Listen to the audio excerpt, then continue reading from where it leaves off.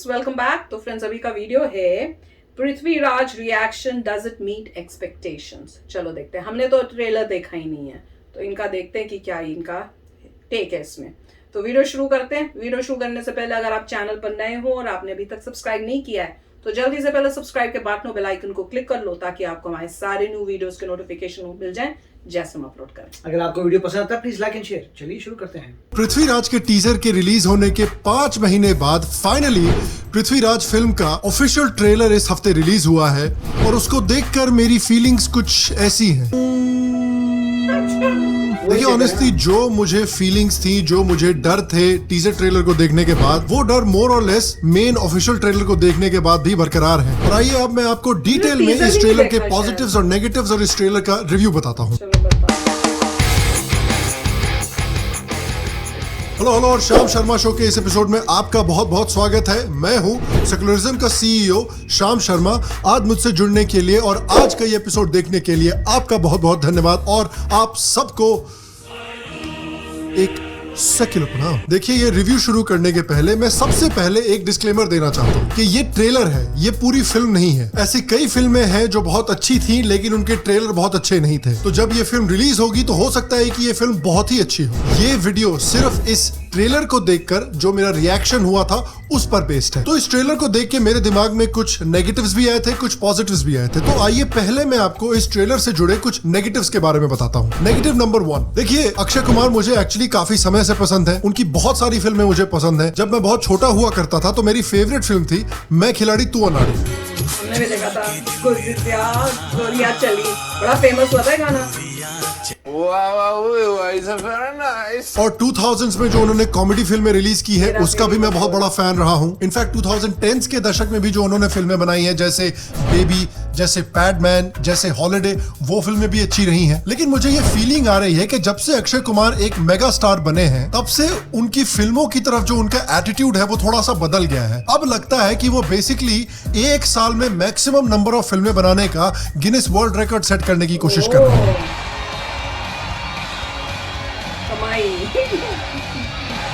लगता ये है कि अब बेसिकली वो ज्यादा से ज्यादा फिल्में बनाकर पैसे कमाने की कोशिश कर रहे हैं और ऐसे प्रोजेक्ट्स कर रहे हैं जिससे इनकी ईगो को एक बूस्ट मिले, रादर देन ऐसे प्रोजेक्ट करना जिन प्रोजेक्ट्स के बारे में ये जेन्युइनली पैशनेट हो। पृथ्वीराज फिल्म के बारे में अक्षय कुमार ने एक इंटरव्यू में कहा था कि ये फिल्म उन्होंने सिर्फ 42 दिन में शूट की है। यार एक ऐसी कहानी जो भारत में इतनी प्रसिद्ध है, एक ऐसे महाराजा पृथ्वीराज चौहान जिनको भारत का हर एक इंसान इतना प्यार करता है, उनके बारे में एक फिल्म बनाने के लिए थोड़ा शायद और आपको टाइम लेना चाहिए था। लेकिन क्या करें भैया, हाउसफुल 17 की भी तो शूटिंग शुरू करनी है। और अगर ये ट्रेलर आप देखिएगा तो ट्रेलर में जो पृथ्वीराज चौहान का कैरेक्टर है वो बेसिकली अक्षय कुमार जैसा साउंड करता है। किसी ने सोशल मीडिया पर एक बार कहा था कि कुछ ऐसे एक्टर्स होते हैं जो जब एक किरदार निभाते हैं तो वो बेसिकली उस किरदार में ट्रांसफॉर्म हो जाते हैं। लेकिन अक्षय कुमार एक ऐसे एक्टर हैं कि जब वो एक किरदार निभाते हैं तो उस किरदार को अक्षय कुमार में ट्रांसफॉर्म कर देते हैं। अब देखिए ये जो स्टाइल ऑफ एक्टिंग है ये कॉमेडी मूवीज के लिए ठीक है क्योंकि अक्षय कुमार की जो कॉमेडी टाइमिंग है वो एकदम अनबिलीवेबल है। लेकिन अनफॉर्चुनेटली ये स्टाइल ड्रामेटिक रोल्स के लिए उतना काम नहीं कर पाता। इस ट्रेलर को देख के मेरे को थोड़ी सी अर्जुन कपूर वाली पानीपत वाली फीलिंग आ रही थी, जहां पर अर्जुन कपूर जी अर्जुन कपूर का रोल निभा रहे थे और उनकी एक्टिंग तो खैर क्या ही कहना उसके बारे में। देखिए इसको मैं तानाजी से कंपेयर करना चाहता हूँ। तानाजी फिल्म इतनी अच्छी इसलिए थी क्योंकि वो अजय देवगन के लिए एक पैशन प्रोजेक्ट था। अजय देवगन अगर चाहते तो बड़ी आसानी से शिवाजी महाराज के ऊपर एक फिल्म बनाते और खुद छत्रपति शिवाजी का रोल प्ले करते, लेकिन वो तान्हाजी मालुसरे का रोल प्ले करना चाहते थे क्योंकि उनको तान्हाजी मालुसरे की स्टोरी से प्यार था और इसलिए वो इस स्टोरी को बड़े पर्दे पर दिखाना चाहते थे। देखकर ये नहीं लगता कि अक्षय कुमार जो है वो इस स्टोरी के बारे में उतना पैशनेट है। Negative number 2, physicality. Akshay Kumar की फिजिकलिटी इस मूवी में सही नहीं लग रही है और इस फिजिकलिटी को और भी ज्यादा आप नोटिस करते हैं जब भी अक्षय कुमार सोनू सूद के साथ जो चंद बरदाई का रोल निभा रहे हैं उनके साथ खड़े होते हैं। कसम से यार ये फोटो देख के वो राजपाल यादव वाली मीम की फीलिंग आती है। तो जब आप एक भारत के लिए इतने महत्वपूर्ण हिस्टोरिकल फिगर का रोल कर रहे हैं, उनके बारे में फिल्म बना रहे हैं, तो कम से कम इतनी मेहनत तो कीजिए कि फिजिकली आप एक योद्धा लगें। इस कैरेक्टर को देख के तो बस यही लगता है कि अक्षय कुमार के ऊपर नकली मूंछ चिपका दी है। मतलब ये क्या है भाई? बेसिकली इस पृथ्वीराज चौहान के कैरेक्टर को अगर आप देखिए तो बिल्कुल हाउसफुल 4 के बाला लगते हैं और कसम से यार इनकी एज भी इस ट्रेलर में आप देख सकते हैं। कुछ हिस्टोरिकल रिकॉर्ड्स के मुताबिक ये माना जाता है कि पृथ्वीराज चौहान जो थे वो 26 की एज पर वीर वीर गति को प्राप्त हुए थे। अब अक्षय कुमार जी 26 साल के तो है नहीं, तो हो सकता था कि भाई अक्षय कुमार की जगह किसी और एक्टर का इस्तेमाल किया जाता, जैसे कम से कम रणदीप हुडा, अर्जुन रामपाल, विद्युत जामवाल। कम से कम वो लोग मान लो उतने यंग भी नहीं है, लेकिन कम से कम यार मुस्टंडे तो लगते हैं। नेगेटिव नंबर 3, क्या ये फिल्म हिस्टोरिकल फिगर्स की सच्चाई दिखाएगी? इस फिल्म के बारे में मैं एक और चीज से चिढ़ा हुआ था कि भाई अक्षय कुमार, जिनको पृथ्वीराज चौहान से इतना प्यार है, जो पृथ्वीराज चौहान के बारे में फिल्म बना रहे हैं, इनको अजमेर दरगाह पर जाकर चादर चढ़ाने का भी बड़ा शौक है। अजमेर दरगाह आपको शायद पता होगा कि मोइनुद्दीन चिश्ती की मजार है। अब एक इंसान जिनको पृथ्वीराज चौहान इतने प्यारे हैं, जो इनकी इतनी रिस्पेक्ट करते हैं, क्या इनके पास ये हिम्मत है कि वो मोइनुद्दीन चिश्ती की असली तस्वीर इस फिल्म में पूरी दुनिया को दिखाएं कि किस तरह से मोइनुद्दीन चिश्ती ने मोहम्मद घोरी को बुलाया था कि तू आ और इन काफिरों के ऊपर अटैक कर? क्या इनके पास ये हिम्मत है कि ये दिखाएं कि मोइनुद्दीन चिश्ती को हिंदुओं से और हिंदुइज्म से कितनी नफरत थी, कि मोइनुद्दीन चिश्ती और उनके फॉलोअर्स हिंदुओं के सामने गायों को मार के कबाब बनाया करते थे सिर्फ हिंदुओं की तौहीन करने के लिए, कि महाराज पृथ्वीराज चौहान की हार के बाद मोइनुद्दीन चिश्ती कितना खुश था कि इस्लाम की आर्मी ने पृथ्वीराज चौहान को हराया है। ये रियलिटी है मोइनुद्दीन चिश्ती की और कई सूफी संतों की। भैया अगर ये लोग संत हैं तो मैं भी ऋतिक रोशन हूँ। अरे यार मेरी तो 5 ही उंगली है। देखिए, बॉलीवुड मीडिया और हमारा जो एजुकेशन सिस्टम है वो अक्सर हमें हमारे हिस्टोरिकल फिगर्स के बारे में या तो झूठ बताता है या फिर तोड़ मरोड़ के अपने एजेंडा के हिसाब से कहानियां बताता है। और इसी वजह से मोइनुद्दीन चिश्ती की जो असली तस्वीर है वो हमसे छुपाई गई है। और यही ट्रीटमेंट वीर सावरकर के साथ भी किया गया है। उनके साथ तो मोइनुद्दीन चिश्ती का बिल्कुल उल्टा ट्रीटमेंट किया गया है कि भाई मीडिया और हमारे एजुकेशन सिस्टम ने दिखाया है कि वो तो कितने बड़े फैशिस्टवादी थे, हिंदू सुप्रीमेसिस्ट थे, एंटी मुस्लिम थे और कितने बड़े कायर थे। आज हमको पता है कि ये सारे इल्जाम झूठ हैं और इसलिए हम बॉलीवुड मीडिया और एजुकेशन सिस्टम के बायस पर अपना भरोसा नहीं डाल सकते। कभी कभी हमें सच्चाई खुद ढूंढनी पड़ती है और अपनी खुद की रिसर्च करनी पड़ती है। और इसीलिए मैं बहुत खुश हूं कि इस वीडियो के लिए मैंने पार्टनरशिप की है कुकू एफएम के साथ। कुकू एफएम इंडिया का लीडिंग ऑडियो बुक प्लेटफॉर्म है जिस पर 1000 प्लस आवर्स का कंटेंट है। इनकी किताबों के 4.5 प्लस रेटिंग्स हैं और इनके पास नॉन फिक्शन कंटेंट की एक बहुत बड़ी लाइब्रेरी है। Kuku FM basically audio learning का इस्तेमाल करके आपकी नॉलेज बढ़ाने में आपकी मदद करना चाहती है। इनकी जो ऑडियो बुक्स हैं वो आप किसी भी लैंग्वेज में कहीं भी कभी भी सुन सकते हैं। Please just send me location. Send me location. Veer Savarkar की अगर बात चल ही रही है तो कुकू एफएम पर उनकी एक ऑडियो बुक मौजूद है जिसका नाम है the father of Hindutva, Veer Savarkar इन हिंदी, जो बेसिकली आपको वीर सावरकर की लाइफ, उनके एक्सपीरियंसेस और उनकी आइडियोलॉजी की पूरी कहानी बताती है ताकि आप वीर सावरकर की पूरी सोच और पूरी आइडियोलॉजी को जान सके। देखिए, मुझे पर्सनली ऑडियो बुक्स बहुत पसंद है क्योंकि मैं ऑडियो बुक्स को कहीं भी कभी भी सुन सकता हूँ, भले मैं वर्कआउट कर रहा हूँ या सिर्फ वर्क कर रहा हूँ। एक और टॉपिक जिसमें मुझे पर्सनली बहुत इंटरेस्ट है वो है योगा, मेडिटेशन और साइकेडेलिक्स, और किस तरह से साइकेडेलिक्स जो है वो आपको योगा और भारतीय मेडिटेशन के पीछे जो स्पिरिचुअलिटी है उसको समझने में मदद कर सकते हैं। और देखिए, मुझे बुक समरीज भी बहुत पसंद है जहां पर आपको बेसिकली एक पूरी लंबी चौड़ी किताब का जिस्ट यानी सार, निष्कर्ष एक 60 to 90 मिनट ऑडियो बुक में मिल जाता है। और कुकू एफएम इस तरह के बहुत सारी ऑडियो समरीज ऑफर करता है। तो अगर आपको भी मेरी तरह साइकेडेलिक्स में इंटरेस्ट है, साइकेडेलिक एक्सपीरियंसेस में इंटरेस्ट है,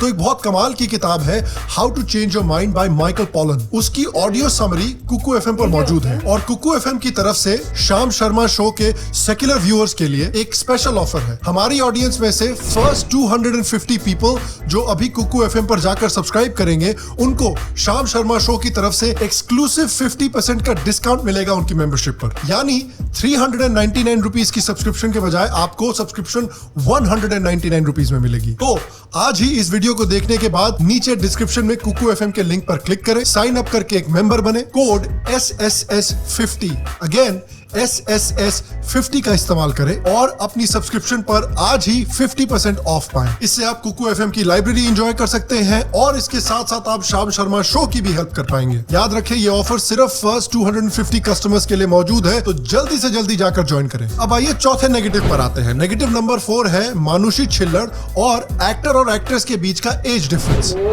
इश्क का दाग मैंने दिल पर नहीं माथे पर लगा लिया है, अब विधाता भी इसे नहीं मिटा पाएगा। इस फिल्म में इनकी एक्टिंग थोड़ी क्या ही बोले। अब देखिए, टू बी फेयर, ये इनकी फर्स्ट फिल्म है। अब आप अपनी पहली ही फिल्म में कोई इरफान खान तो नहीं बन जाइएगा। और मुझे लगता है कि भारतीय हिस्ट्री में एक इतने बड़े कैरेक्टर का रोल इनको अपनी पहली ही फिल्म में देना थोड़ा सा अनफेयर है। मेरे हिसाब से इनको थोड़े छोटे और थोड़े इजियर रोल्स के साथ अपनी करियर की शुरुआत करनी चाहिए थी। और अगर इनके बीच की केमिस्ट्री की भी बात करें तो ये जो कहानी है वो दो यंग पीपल की कहानी के बारे में है। अब आप अक्षय कुमार और मानुषी छिल्लर के बीच का एज डिफरेंस देखिए, साला 30 साल का एज डिफरेंस है। इस रोमांस को तो देखकर शशि थरूर भी आज बहुत प्राउड फील कर रहे होंगे। तो यार, आप दो यंग लोगों की लव स्टोरी इतने बड़े एक्टर और एक्ट्रेस के बीच के एज गैप में कैसे दिखाइएगा। Negative number 4, action. इस ट्रेलर में अगर आप एक्शन भी देखिएगा तो काफी बॉलीवुडिया एक्शन है। मुझे वो उरी स्टाइल का एक्शन बहुत पसंद है, जिसमें कि थोड़ा रियलिस्टिक तरीके से एक्शन दिखाया जाए, रियलिस्टिक बैटल्स दिखाया जाए। आप इन बैटल सीन्स का एग्जाम्पल देखिए।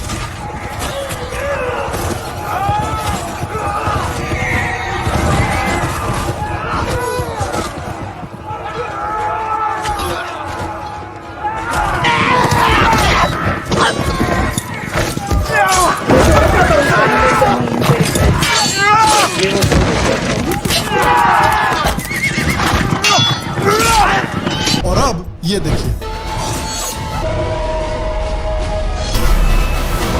एक्शन कुछ ज्यादा नहीं हो गया? देखिए, मैं समझता हूँ कि एक्शन को थोड़ा सा स्टाइलाइज करने की जरूरत पड़ती है ताकि एक बड़ी ऑडियंस को रीच किया जा सके। लेकिन यार, हर एक्शन सीन को साला मैट्रिक्स बनाने की जरूरत थोड़ी ही है। लेकिन देखिए, अगर आपको लगता है कि ये साला कुछ ज्यादा ही नेगेटिव हो गया, तो सारी चीजें नेगेटिव नहीं है, कुछ पॉजिटिव्स भी है जो मैं आपको बताना चाहता हूँ। पॉजिटिव नंबर 1 कि भाई इस तरह की कहानियां अब फिल्मों में दिखाई जा रही हैं। कम से कम यशराज स्टूडियो जैसा एक major Bollywood studio Prithviraj Chauhan जैसे हिस्टोरिकल कैरेक्टर के ऊपर फिल्में बना रहा है। बड़े बड़े फिल्म स्टूडियो अब ये समझ रहे हैं कि भारत में एक ऐसा मार्केट डेवलप हो चुका है जो हमारे उन इंडियन हीरोज के ऊपर फिल्में देखना चाहता है जो बहुत बहादुरी से बाहरी घुसपैठियों से लड़े थे। Positive number 2, scale and investment. अगर आप इस ट्रेलर को देखेंगे तो इमीडिएटली आप ये चीज नोटिस करेंगे कि इस मूवी में सेट्स बड़े बड़े हैं, स्केल बहुत बड़ा है। तो क्लियरली इस मूवी में यशराज स्टूडियोज ने काफी पैसे इन्वेस्ट किए हैं। तो मैं इस फिल्म का स्केल और सेट्स देखने के लिए एक्चुअली काफी एक्साइटेड हूँ। पॉजिटिव नंबर 3, मेरे लिए सबसे बड़ा पॉजिटिव और सबसे बड़ी होप इस फिल्म से है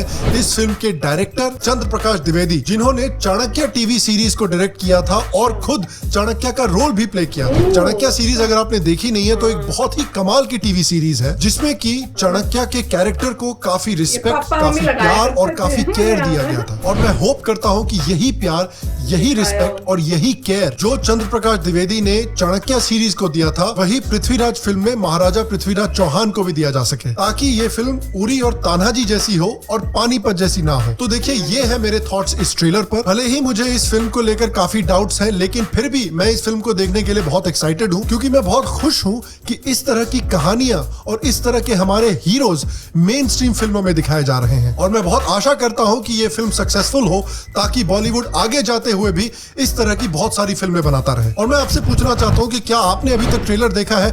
आपको ये ट्रेलर कैसा लगा? प्लीज अपने ट्रेलर के बारे में जो थॉट्स हैं वो नीचे कमेंट सेक्शन में मुझे जरूर बताएं। बाकी अगर आपको आज का एपिसोड पसंद आया तो प्लीज आज के एपिसोड को एक लाइक दीजिए, एक थम्स अप दीजिए।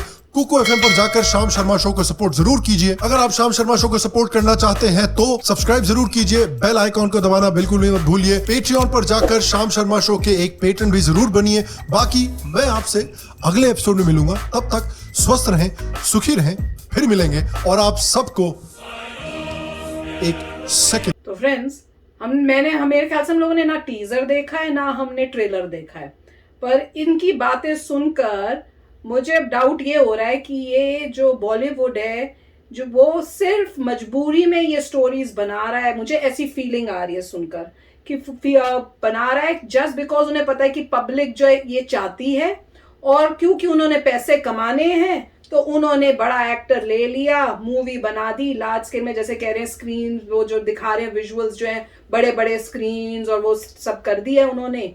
पर क्वेश्चन ये है कि क्या आप असली स्टोरी बता रहे हो? क्या आपने उतनी मेहनत की? क्या आपने उतना रिसर्च किया?